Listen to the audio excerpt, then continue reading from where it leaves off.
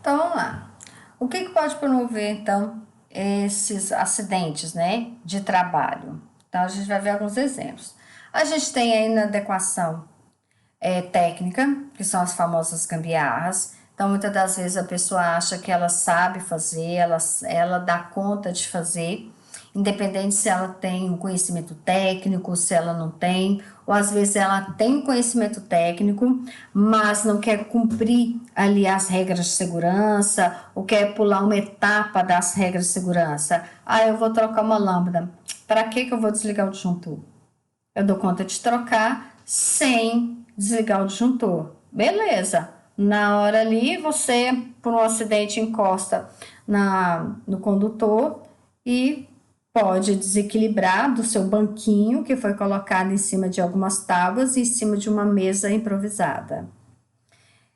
Eu brinco muito assim que às vezes a pessoa vai trocar uma lâmpada, ela puxa a mesa, coloca uma cadeira, duas almofadinhas e sobe para poder dar altura. Então, cuidado com relação a isso, tá? O desconhecimento, a gente muitas das vezes quer fazer algo, mas sem saber exatamente como deve ser feito, né?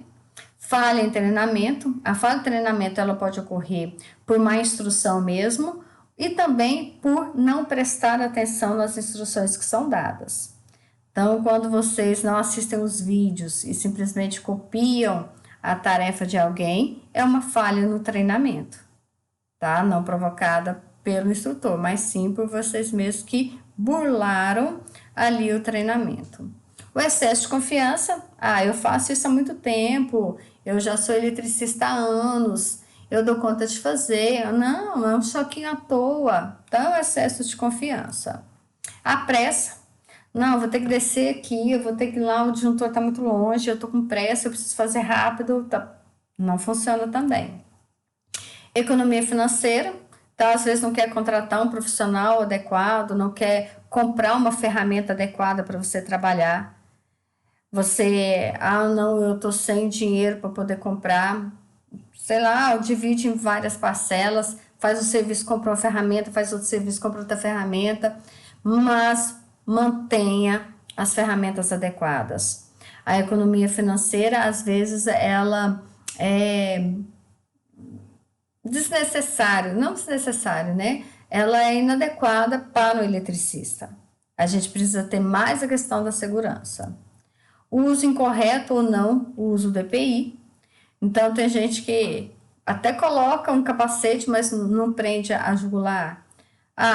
Coloca a luva, mas não é a luva adequada. Então, você precisa saber. Quando eu falo do tapete, por exemplo, existe tapete isolante e tapete de borracha. Você tem que saber diferenciar qual que é o correto, né? Apesar que tapete é um EPC, mas é a mesma situação. Falta de manutenção dos sistemas elétricos. Então, você precisa de tempos em tempos, não existe uma regra de quanto em quanto, mas você precisa dar uma manutenção no sistema elétrico, verificar as caixinhas de tomada, por exemplo, se não tem nenhum condutor que está começando a soltar, então às vezes o parafuso vai afrouxando na medida que você coloca e tira a tomada, o plug. Então, ali a tomada às vezes vai ficando ali com esse parafuso um pouquinho frouxo e isso pode provocar que o condutor saia e provoque um acidente, né? Pode ser choque, pode ser um curto.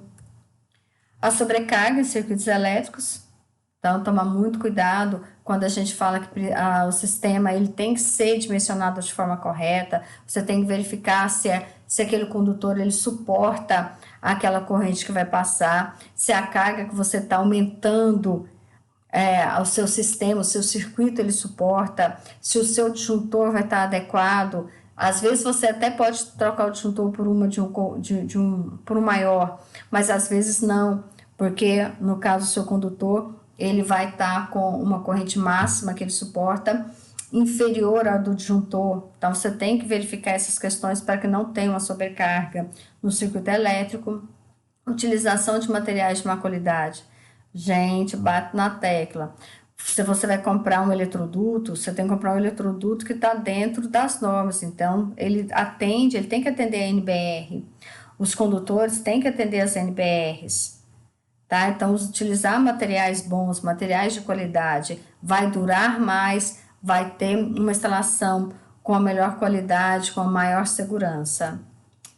Contato acidental com circuitos energizados. Então, sempre olhar ao seu redor para poder ver onde você vai trabalhar, como que você vai trabalhar, se você precisa de um EPC, se você precisa de um EPI. Beleza?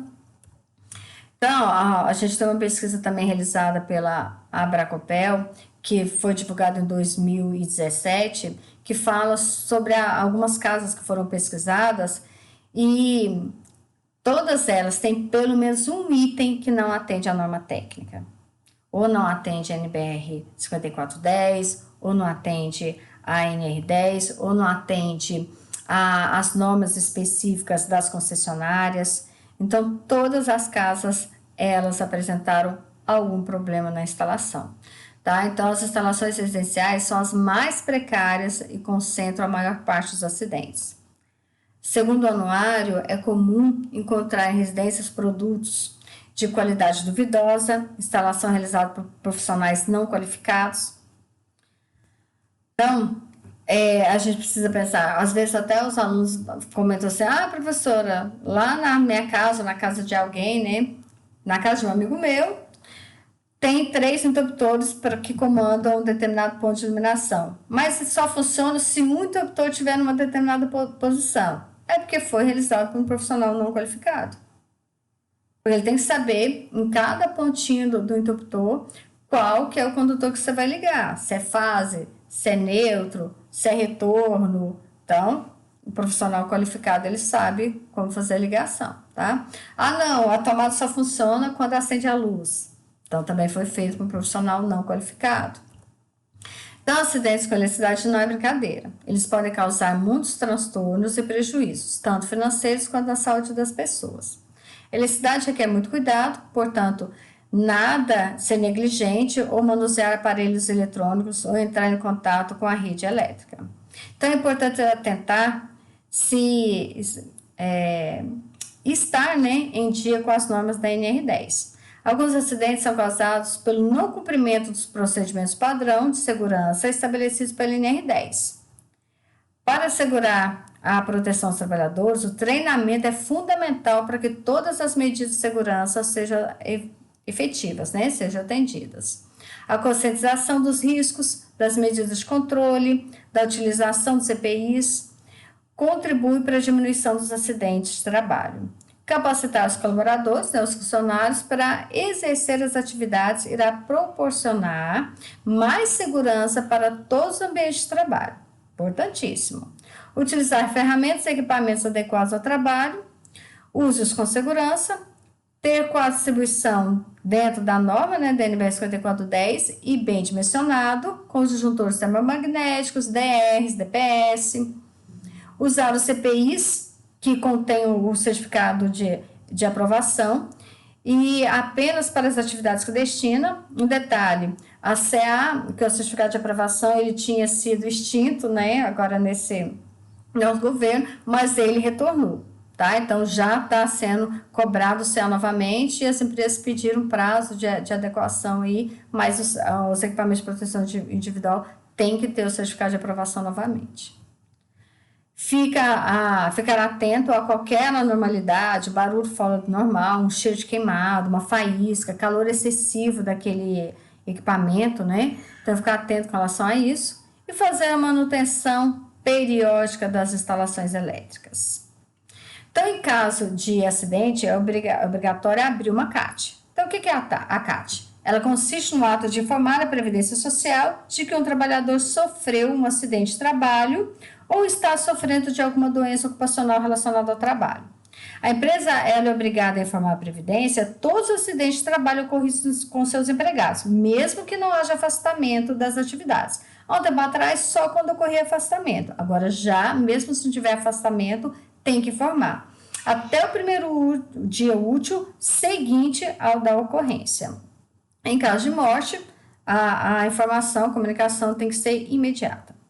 Então, aqui o exemplo de uma CAT antiga, porque hoje é tudo feito online e não dá para fazer testes online, tá?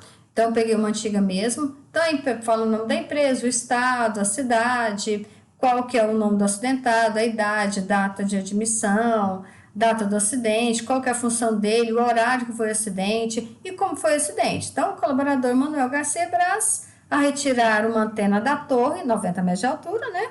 Localizada no município de Água Boa, quando o parafuso se soltou, caindo na cabeça do colaborador Edson Roberto Silveira, que usava o capacete, ó, então foi colocada até a marca, né, do capacete, qual que é a classe dele e o certificado de aprovação. O parafuso perfurou o capacete, causando um corte na cabeça do colaborador. Aí põe as fotinhas, tudo bonitinho, ó, a cabecinha do coitadinho do seu Edson, o capacete com parafusinho. Agora imagina se não tivesse o capacete onde esse parafuso teria fixado, ok? Então, quem pode emitir a CAT? A empresa tem a obrigação de emitir a CAT em caso de ocorrência de acidente de trabalho ou suspeita médica de uma doença de trabalho. Assim, deverá ser preenchida pelo setor do RH da empresa. Caso esse setor não faça, o próprio acidentado pode fazer, os dependentes podem fazer, a entidade sindical, o médico que atendeu, né? Ou ainda, qualquer autoridade pública pode comunicar o acidente à Previdência Social, conforme o artigo lá da lei de 1991. Beleza? Então, não deixem de fazer as atividades e qualquer dúvida, só tirar comigo pelo Meet ou pelo WhatsApp, ok? Tchau, tchau!